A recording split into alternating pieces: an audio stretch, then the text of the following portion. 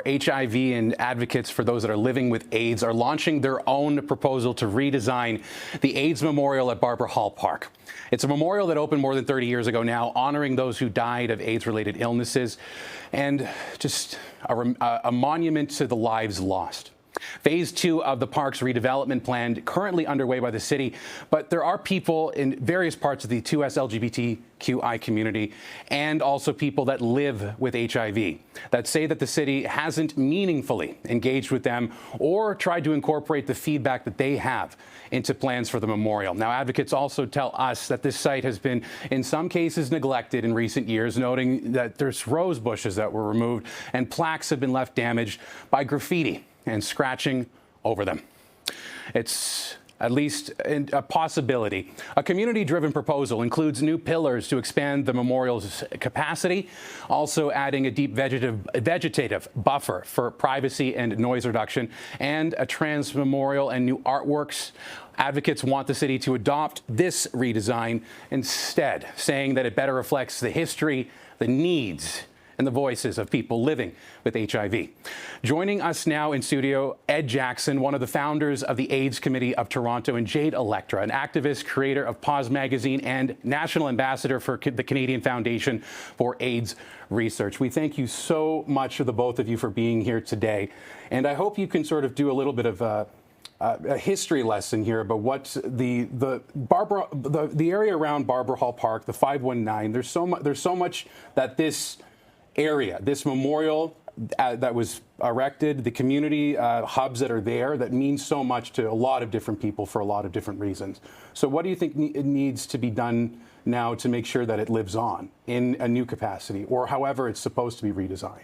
Well, if you think about the history, the very first memorial was in 1985 when Michael Lynch and a group of people decided that they needed to do something. So this was very much of a temporary wooden memorial. It was not permanent like the one now. And this happened for several years. So it really grew out of the community completely, that we needed to acknowledge that people were dying. We needed to have a place for a memorial. And the Barbara Hall Park has really been a central place within the Church Wellesley village. And it seemed like the logical place for this. So it's had its history. It's a lot of time, but you know, the park has changed a little bit now. And as you've said, many things have gone wrong with the park. The memorial has not survived very well with the graffiti and so forth. So this new plan, we think, is one that will actually improve it and expand it and make it a much more livable place than it is before. Do you think that the city has a plan as well? And just thinking about what the city is looking at, what do you think is potentially missing from what Parks, Forestry, and Recreation is currently looking at for the park? Is there anything that you can maybe say that from the mock-ups we have that is different? The city basically just takes, a group of little pillars. Basically, it takes the pillars and does nothing else with them. This memorial looks at a much larger landmark memorial site, completes the circle, adds a place where people can sit and contemplate. It also adds panels where you can talk about the history of organizing. I mean, it isn't just about people dying, individuals, but about the community resistance and response, and a number of organizations that formed. So that's been memorialized. That will be memorialized and given a presence and a visibility. So I think it adds a much larger component to it, and it echoes. And of course, things have changed over time. People are not dying in the same way. So we need a memorial that takes into account both the history and also the future of the park. Yeah, and also I believe, was it 95 or 96? But the triple cocktail came out of the AIDS conference that was in Vancouver roughly 30 years ago now. And that was a big game changer. It was. Just in terms of the amount of people after that point who thankfully didn't have to die. But that doesn't mean that the reality of those who, one, died before we had a medical, not a breakthrough, but a change in AZT and how things were being triple cocktail, putting them together. But there are still people who need to be remembered. And then you're also talking about how the lived experience now is different. How do you think the city can, with its current plan, potentially honor both of those life paths, for lack of a better way to put it? I'm looking at, well, I looked at their plan, and I guess my big problem is that they didn't actually talk to a person like myself. I'm a long-term survivor diagnosed in 1990, and I do a lot of work for the community. So for them to not have me in on the conversation, I think a lot of the things that are wrong with a lot of the HIV/AIDS sector is that a lot of HIV positive people are not at the table when those decisions are made, and that is a huge problem. But can they do it? They most definitely can, but they need our voices in order to make that happen. So one thing that CP24 is kind of good at is amplifying voices a lot, because we have more people watching us than just about anywhere else in the city. So if you had to tell people on that camera right there what they should be doing at this time, what would you think, whether it's parks, forestry, recreation, the City of Toronto, the mayor, or just everyday people, what can they do in your mind to make this right?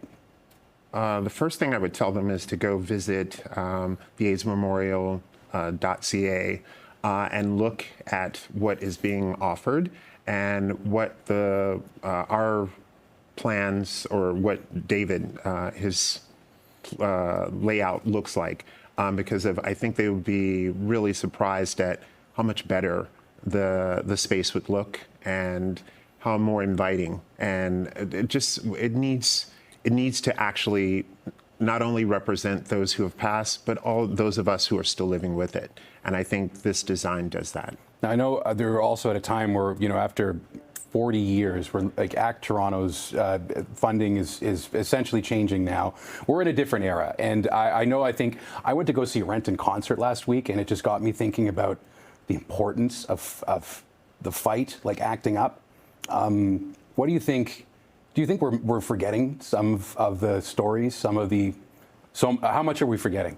We're forgetting a lot. And unfortunately, I call that the rebranding of AIDS. Like, if you go and look around, you can't find the word AIDS. You'll find HIV, but you can't find AIDS. And that's a problem. AIDS is still here. It's still happening. I'm a CANFAR ambassador. I go and speak in different places specifically to remind people that it's still here, and it's still something that we all should be talking about and learning for ourselves what we can't do, what we should do, all of those things. I've seen this change in history because I was involved with starting the AIDS Committee of Toronto, which was the first organization in the city, and it just is now closing this month. Because HIV and AIDS has changed a lot. The people who are getting HIV and AIDS are different. There are many more women and straight people who are getting HIV and people of color. So I think that that's important to realize that it has just simply changed, and so we need to adapt. One of the things I think that is really going to be good about this new design, if it goes through, is that it really does capture some of that history of these organizations that were involved, that was part of a resistance when the government was really not supporting anything at all. It was the community that did it. I mean, the fundraising for the AIDS Committee of Toronto, I remember most of it was done in the bars. Drag queens did most of the fundraising in the bars. That's where it happened before government funding came along. Now, I wish we had time to go through that. That would be a story in and of itself. But I want to thank the both of you for being here. And as we focus back to the future, thank you both for thinking about what this memorial could be and sharing those ideas with us today. Thank you for having us. Thank you. We have Ed Jackson, one of the founders of the AIDS Committee of Toronto, here, as well as we have Jade Elektra. She is phenomenal. Thank you to the both of you for being here. Can I put a quick correction? It is Pause Planet Magazine. Pause Planet Magazine. Not Thank you. Pause I want to make sure that we get suing you. No, no suing, no suing. Thank you. Back. We'll be right up after this, and no more mistakes.